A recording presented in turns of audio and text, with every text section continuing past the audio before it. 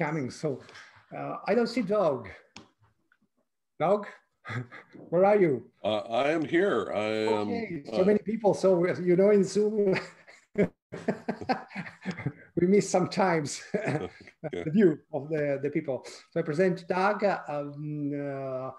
We know each other from I think August, but I read one of the book of the Doug's that I really appreciate and suggest is No Limits. The last one, is it? And but there is one that he translates also in Italian, which is Behind Empowerment. There is Italian translation, and there is a story of Doug with Morningstar. The company started working in 1990, I think, and is a company that just work in self-management completely. So we have the same point of view of Doug, because we think that the important thing is mindset. We don't really believe that starting from a methodology is a good way to implement agility in a company. And that's why we did this workshop together, this webinar together. Only two questions I would like to ask you, Doug. The first one, okay, if you can tell us your experience in Morningstar and what's happened when you were there. The second one is how it works, self-management. And the third question is how could you obtain a self-management commitment and the ownership from the people and between people? Okay, well, to take your first question, I started at Morningstar exactly 30 years ago in 1990. And I had actually worked with the founder of Morningstar before Morningstar. So I came out of college and joined the founder at his first production company in the 1980s. And that was a very successful company, a high-tech food processor. And we grew that company from zero to about $100 million US in sales. But we were always sort of cognizant of the fact that our structure didn't really serve us very well. And so we left, he left to start Morningstar, and I followed him. And I joined Morningstar in February of 1990. And shortly after that, we adopted self-management. And then we began our first factory operating on self-managed principles. And I'll share a little bit more about that as we go forward. So to your second question, what is self-management? Self-management is management by other means. So the definition of management has really never changed. And it's been around in business since October 5th of 1841.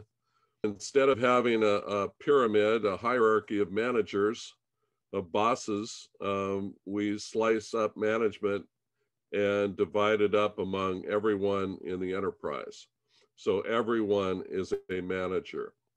It's not that there's no management. It means that every single person is a manager to the degree they have interest and expertise.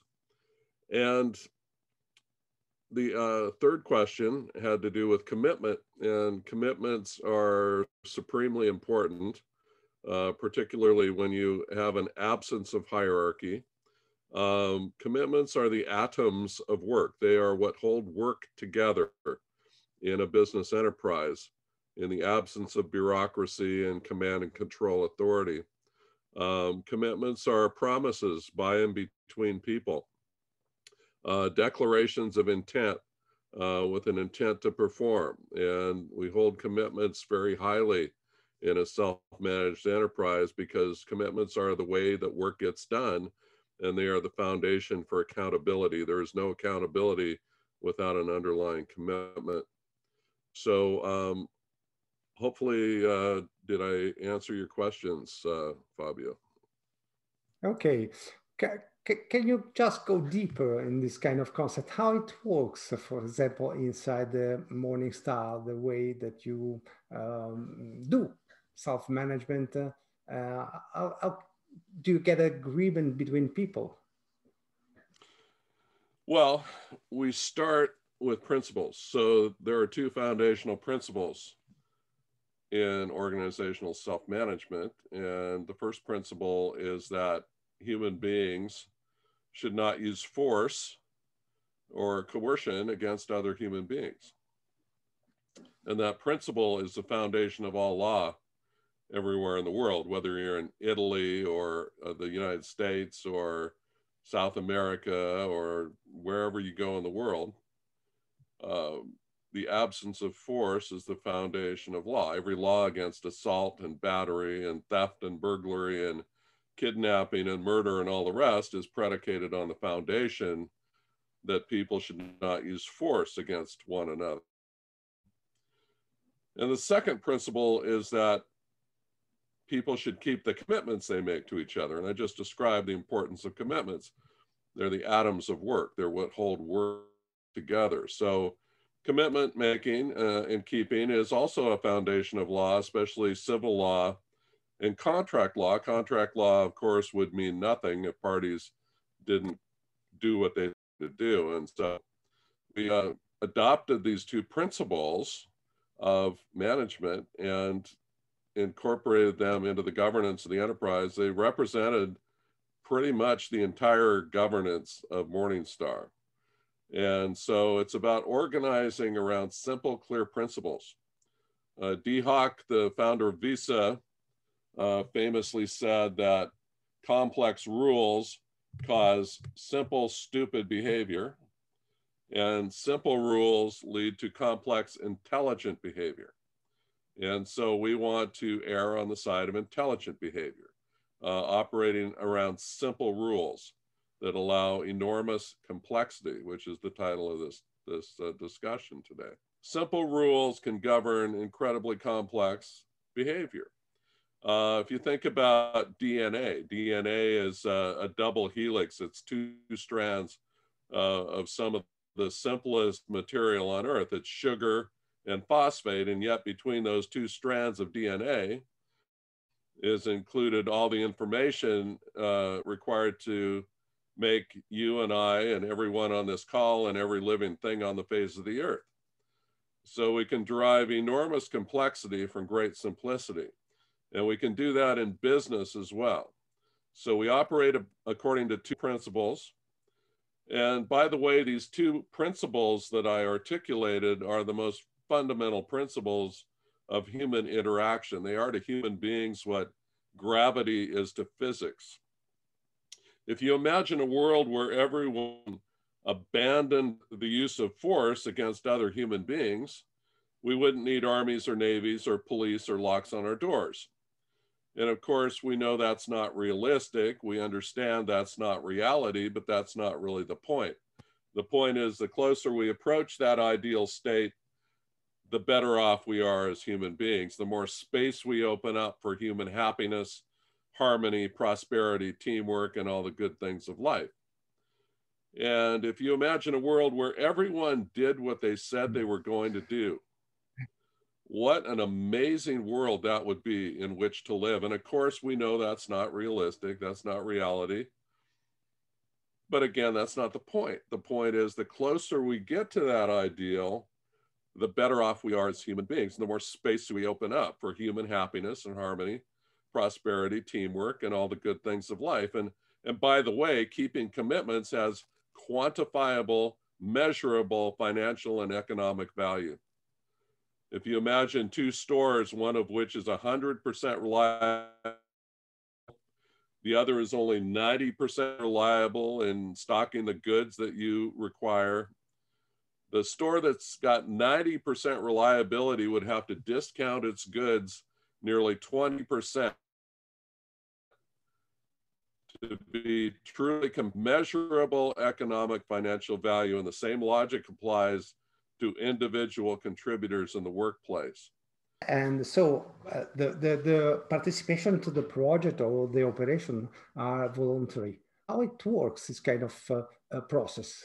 The people participate to, I will take that and I will do this work. Yeah, so when we started, we had a core group of just 24 people. And I was the financial controller, and we had 2,300 colleagues. They were mostly technicians, mechanics, automation specialists, quality specialists. And we met in a trailer with the founder, and he proposed self-management according to the two simple principles that I mentioned. And we looked at each other. We were sitting in a circle facing each other. We kind of looked at each other and discussed and debated the proposition. And we decided after a couple hours to adopt self-management. And so we walked out of that trailer. And at that very moment, we became a self-managed enterprise. And so we had a lot of work to do. We had thousands of acres of tomatoes coming up out of the ground up and down the state of California. We had hundreds of workers on the job site 24 hours a day, 7 days a week, constructing, fabricating, and welding. We had ocean cargo freighters en route from Parma, Italy. Rossi Catelli Company there in Parma is one of the world's premier food processing manufacturers. So we had ocean cargo freighters waiting to go through the Panama Canal. And we had to hire hundreds of people to operate the factory and drive the trucks. And this was March of 1990. And so finally, working 100-hour weeks, finally on July 16th of 1990, we turned on the factory and we produced 90 million pounds or 45 million kilograms of industrial tomato concentrate for the world market. And we changed the cost structure of our entire industry virtually overnight. We did it all without a single human boss. No bosses, no managers, supervisors, no titles, no command authority. All we had were human beings making commitments to each other in a network of commitment making. And so the company grew, and customers loved us. They loved what we were doing. So we added another factory and then another factory. We expanded operations up and down the supply chain toward customers in remote warehouses across North America and toward the supply in terms of harvesting and transplanting. And I believe everyone in North America has eaten our product. It goes into everything in the grocery store, from ketchup to salsa and pizza sauce, spaghetti sauce, steak sauce, barbecue sauce, and thousands of other products. And we export worldwide, now nearly $1 billion company with thousands of employees. And we've never deviated from our two core principles. We had to hire people. We had to hire lots of year-round salaried technical people, but we also have a large cohort of thousands of seasonal colleagues who help operate the factories and drive the trucks. And we're very careful when hiring. We tell people this is a self-managed enterprise, and you are required to exhibit integrity and initiative, and you're required to communicate with others. And there's a problem, there's no boss to complain to. You need to address the issue directly between yourself and your fellow colleagues. So it's organizational adulting at an industrial scale, and really requires mature individuals with a mindset of taking initiative and being willing to do a great job in collaboration and teamwork. So we're very careful in the hiring process. Everyone has an affirmative obligation to identify the need for additional talent. Once we identify candidates to interview, the electricians do the interviewing and the electricians do the hiring. They make the hiring decision, because no one is more invested in getting the right people on the bus than the people who will be working side by side with those individuals for potentially years to come. So everyone is a manager in the sense of hiring. Everyone's a manager in the sense of budgeting and strategy for their part of the factory, planning, organizing, controlling, selecting, coordinating. Planning strategy, organizing his leadership, controlling his budgeting, selecting his hiring and firing, coordinating his teamwork. every single person in this ecosystem is a manager in the fullest sense. That is the ultimate definition of self-management. I know also that you have a great transparency, and all the financial status are really everything is available for everybody. We make lots of information available. So we have a portfolio of what we call stepping stones, and stepping stones are metrics, and most companies refer to those as key performance indicators, KPIs, or OKRs. They make the measures metrics, some other term. Morningstar calls performance measures stepping stones because we consider them stepping stones toward perfection. At Morningstar, we don't benchmark other companies, other industries, other sectors. We benchmark perfection. And perfection for a cost metric is 0. Perfection for an efficiency metric is 100%. Perfection for a quality metric is 0 defects. And the reason we benchmark perfection is because we think it unlocks blue sky innovation thinking. And we have many examples of that. We had a mechanic one time who was walking through the factory and theorized a better way of handling materials, specifically chemicals. So he sketched out some engineering diagrams and talked to a financial colleague and found some budget and implemented a little capital project that saved millions of dollars. Those opportunities are available to everyone. In a self-managed ecosystem, everyone is a leader. We really distribute leadership, management, innovation throughout the environment. It works very well. It's superior, we believe, to having a tiny cohort of strategists or leaders at the top of a pyramid who are dictating actions to the rest of the enterprise. It's very robust and resilient and strong to have an entire network, an entire ecosystem of innovators and leaders and managers who are willing to make things happen. So that's kind of how it works. How do you establish the pay? How do you just arrange how much are paid people in depend on what they do? There are level. How it works? So initial pay is really a function of the marketplace. And I've done a lot of recruiting for Morningstar. And so, for example, if I were to hire a technician, an industrial electrician, for example, I knew at the time I was performing that function that in that particular geographic area, that role required a salary of $110,000 US per year. It was absolutely clear. That was the market for that position. And so actually we add a little premium on top of the market rate, representing the fact that every single person is a manager.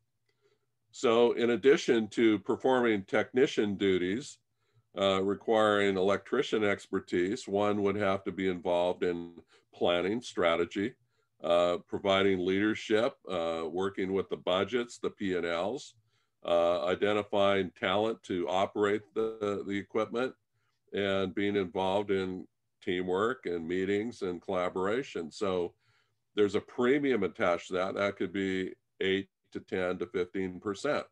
So the market determines the salary plus a premium.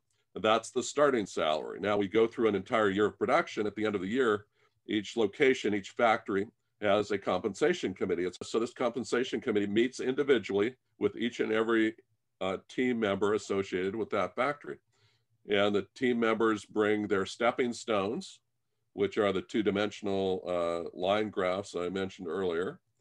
And they bring an instrument called a colleague letter of understanding, which is a contract that each person makes with one's fellow colleagues, usually averaging between 7 and 12 of one's fellow colleagues. And that contract identifies the who, what, why, when, where, and how of work. So what is one's individual, personal, commercial mission? That's the why. Why are you here? What does excellence look like in your role here? How does what you do support the mission, vision, values, and principles of the enterprise? The what, those are the services that one's providing to one's fellow colleagues or potentially to external customers. What are the decision rights that pertain to each one of those processes or services? Are you the decision maker? Are you making recommendations to another decision maker? Are you acting on the decisions that another decision maker made? Are you the decision maker but require input from others before you make the decision? So we try to achieve clarity there. And then here are my goals and objectives for development for the last year. And each person sits down with the compensation committee. They have a conversation and discuss their contributions. And if someone wants a cost of living increase above and beyond, or wants a pay increase above and beyond the cost of living increase for that year, then they have to make a business case for that increase. So what additional skills and expertise and knowledge did I acquire that are pertinent to my role? Or what capital projects did I implement that resulted in a return on investment? Or is there some other metric that I can use to justify and make a business case for a pay increase above the cost of living? So what happens in a practical sense is that most people are happy with the cost of living increase because salaries are quite good. Occasionally, someone wants an increase above the cost of living. And so their job is to engage in a conversation with the compensation committee and arrive at a conclusion that everyone is happy with. And if someone cannot resolve their request with the compensation committee, then they can invoke a process called gaining agreement, which is a multi-step process requiring mediation and possible arbitration to ultimately resolve the question of what that final pay increase should be. So that's really a once-a-year process at the end of the year. It's happening right now at Morningstar, and it's a well-accepted process. It's been in place for several years, and it seems to work fairly well. It's based on self-management. Also, you grow a lot as a company. Right. Well, we grew from zero to nearly $1 billion. So it's grown a lot. And we grew from 24 colleagues when we adopted self-management to now thousands of colleagues, probably 400 to 500 year-round colleagues and thousands of seasonal colleagues as well. And all the colleagues operate under the same two principles that we started the company with. Oh, that's great. There are some questions that they are starting writing. It's good. How planning works in such organization in order to reach the milestone? Okay. So every year, there's what's called pack planning, planning for the next year's production. So that's kind of an ongoing, continuous process. It never really stops. And so that involves bringing together teams from the raw product or tomato acquisition side of the company with the marketing team that's responsible for marketing the finished products, the tomato paste, the diced tomatoes, the canned tomato products of the company. And so the marketing team identifies their customers and their contracts and their customer requirements and the quality specifications. The quality specifications are quite detailed because there are different specs for color and thickness and acidity and a number of other things. So it gets quite detailed and quite scientific. But the marketing team identifies those markets and customers and requirements, and then they start a process of communicating with the raw product acquisition team. And so we have to, the idea is to achieve balance and make sure that we're contracting with tomato growers and contracting for sufficient quantities of tomatoes with those growers so that we can supply the finished product customers that have been identified by marketing. And so it's a real rigorous, ongoing, continuous balancing process. So we start out with the customer requirements, then we go out to the growers and try and line up sufficient raw product contracts so that we can supply and produce those requirements. And at some point during the summer, during the season, Mother Nature has her say. So she decides exactly what the outcome of a particular year's crop will be. It could be affected by a heat wave or disease in the fields or early rains or weather conditions or any number of factors. And so Mother Nature gets to have her say. And so at some point during the summer, the realities of the farm and Mother Nature take over and start to dictate the quantities of raw product we can bring to the factory, which dictates the degree to which we meet customer requirements. And so we can have long years where we produce more product than the market requires, which affects price. We can have short years where the price spikes because there's not enough product to go around. So it's always a game of balancing supply of raw product and supply of finished product. And it's really a game. And so it's the Morningstar, it's all about playing the game of work. And we really believe that it's a never-ending game. We want people at Morningstar to take joy and have fun in playing the game of the tomato game at a very high level. And so we work very hard at having fun doing that. Okay, I read some other question. Oh, this is probably similar. What are the main integration flow between people and informations? Is it all informal or emergent, or you have some organizational health bits in both small and world scale?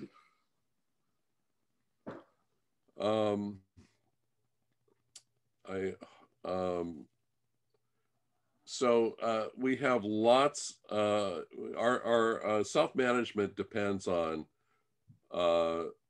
rapid flow of accurate information, because the whole game is to put information in the hands of decision makers, and everyone is a decision maker. So we want information systems that rapidly get accurate information into the correct hands so that people are able and equipped to make the best decisions possible. And decision making is clearly a function of management. That's been clear for 100+ years and articulated by Peter Drucker and others. We just need to get information in the right hands and spread it throughout the entire network. And so we have multiple systems that do that. We have systems, large systems on the raw product acquisition side that track growers and track the quality of raw fruit coming into the factory, and track payments to growers and the quality and the amount of product that we're bringing in, and the status of fields and trucking and all the rest. And then we have large systems that track our finished product. And that information is crucial for quality information. It's crucial for customers, for marketing planning.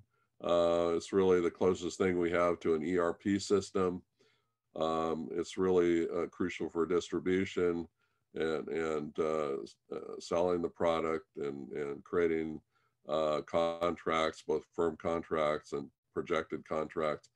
So there are large systems that supply a lot of the information, but then the factories themselves are highly automated. And the factories have programmable logic controllers, PLCs, that are collecting massive amounts of data on a minute-to-minute basis and feeding that to operators of the factories so that they can manage the processes, the production processes. The factories run 24 hours a day, 7 days a week for 3.5 months during the harvest season. So that information management is a crucial aspect of production. Okay, thank you. I read some other question. Does it require a certain level of self-awareness and emotional intelligence to work? Does it promote this skill itself? I would say both. It does require, I think it does require a certain baseline of emotional intelligence. We like to talk about emotional mastery. So we want people who are caring enough about other people that they're willing to listen and stay in conversations as long as it takes to resolve issues, who are mature, who take responsibility for their own actions and their own words. We want people who persevere, who have what Angela Duckworth calls grit, the ability to stay with a problem and see it through to a resolution. And we want people who take initiative and who aren't willing to just ignore problems or hope someone else solves them. So it requires a certain level of maturity, and we strive for emotional self-mastery. And we think that self-mastery combined with self-management, the freedom and agency and autonomy that comes with self-management is a magic combination. That's just magical, and we love when that really clicks and works well. So yeah, I think that's really important. But I think the environment itself does stimulate growth. So when people come into this environment, ultimately it boils down to free will. People have to choose, how they're going to participate in this environment. And if people choose to retain elements of a command and control mindset, they're not likely to stay very long because people will not listen to them. The culture rejects that. It's not acceptable in the culture. So that doesn't really work. So then people have to figure out, okay, I really need to behave in a self-managed way. I need to figure out how to get people to work with me. So I need to develop some new skills and new muscles that help me be an effective self-manager. And so I do think the environment helps people at least make a decision whether they want to develop in this environment or whether they need to find some other place to work. Leadership is a big thing. And we think that command and control causes leadership muscles to atrophy and get weaker. Self-management is about natural leadership. The mantle of leadership in self-management is something you earn. It's not something conveyed to you by position or power. It's something you earn, and you earn it through trust, respect, and communication. And we think natural leadership is stronger, better leadership. Natural leadership causes leadership muscles to develop and grow. Position power, command and control leadership causes leadership muscles to get weaker. Okay. How to establish a long-term vision for the company, which is a self-managed? It's the main task of the so-called management team to give the vision. Right. Normally it is, but in self-management at Morningstar, what we found was that we had a mission, which is really what we did in the commercial world. So our mission was and still is to produce tomato products and services that meet the product and service expectations of our customers in a cost-effective, environmentally responsible manner. Well, that's fine. That's great. That's what we do. And we do it well at Morningstar. But over time, we recognize that human beings are really working for themselves. The drive of each of us as a human being is to be happy.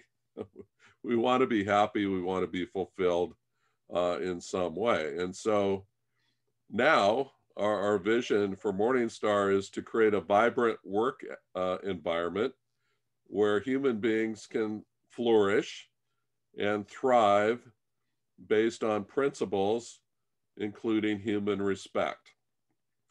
So that's our vision now. And it's really just a recognition of the reality that people are really working to achieve their own happiness and fulfillment. And so what we want to do at Morningstar is create an ecosystem and environment where people are able to do just that. And so that language really came from our founder, but it was discussed. A number of us discussed it. People that cared about it discussed it. And at Morningstar, everyone has a voice. So if anyone has language that they'd like to add or subtract or modify, they're free to speak up and engage in those conversations with anyone at any time. And that's really the beauty of organizational self-management and why it works. Well, we have a lot of other questions, so I don't know if we will able to respond to everything.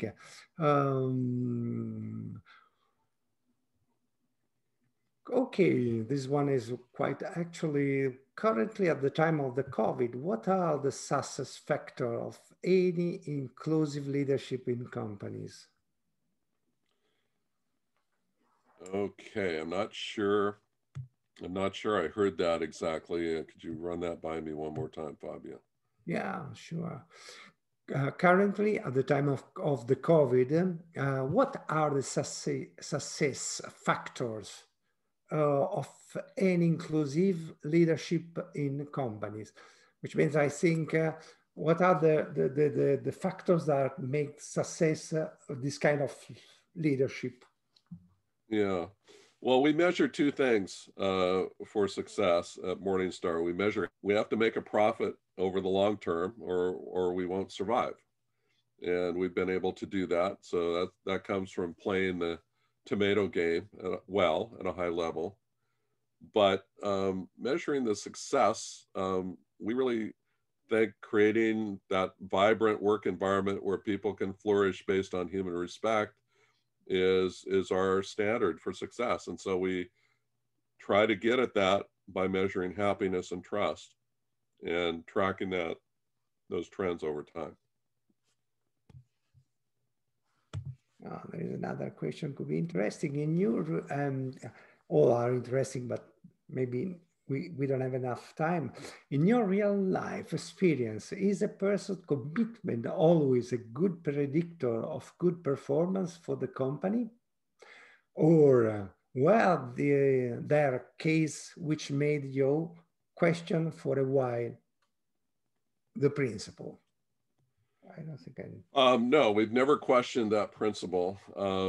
We think it's, again, as I mentioned earlier, we think it's one of the two fundamental principles of human interaction. It is to humans what gravity is to physics. Commitments are the atoms of work. They're what hold human beings together. There's a guy at the University of Oslo, Mark Burgess, that wrote a book called Promise Theory. And it's about the power of promises. And commitments are bold declarations of intent from one person to another. Ideally, they involve getting very clear about the definition of done, as they talk about in the Agile software world, or understanding conditions of satisfaction what does it mean for a commitment to be fulfilled? There's a great theorist, Fernando Flores. He was Chile's youngest finance minister. He wrote a book called Understanding, or co-authored a book called Understanding Computers and Cognition. It's one of the handbooks of artificial intelligence. But he also studied commitment making and commitment keeping. And he determined as a language expert that commitments have structure and they have a life cycle, and properly entered and properly made and executed and negotiated commitments are very powerful propellants for good work between people. Okay. And what are the main elements of resonance between the organization and the ecosystem, or maybe the main narratives you are nurturing? The main narratives? I would say one of those narratives is the idea of polarities. And polarities that idea is an idea of balancing divergent concepts. And the biggest one is the polarity between freedom and accountability. So this morning before this call, I told a friend that one of my favorite books is a book called Freedom and Accountability at Work by Peter Block and Peter Kestenbaum. And Peter Kestenbaum is one of the great workplace philosophers.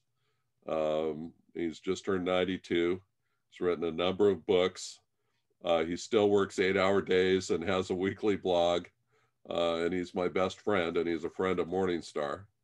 And he's the developer of the Kestenbaum Leadership Diamond, which is based on polarities, the polarity between courage and vision, between courage and ethics, where courage is about one's inner will and ethics is about how you treat other people, and the polarity between reality and vision, where reality is understanding the current terrain and vision is a leader articulating a vision of a desirable future state into which he or she can invite people to join on a journey. And optimizing all of those elements of leadership is what allows us to achieve greatness. Greatness as individuals, greatness as an organization. And greatness is inherently good. Why wouldn't we all want to be great? Why wouldn't we want greatness for ourselves and everyone we care about? The opposite of greatness is mediocrity. Why would we want that for anyone? Okay, thank you, Doug.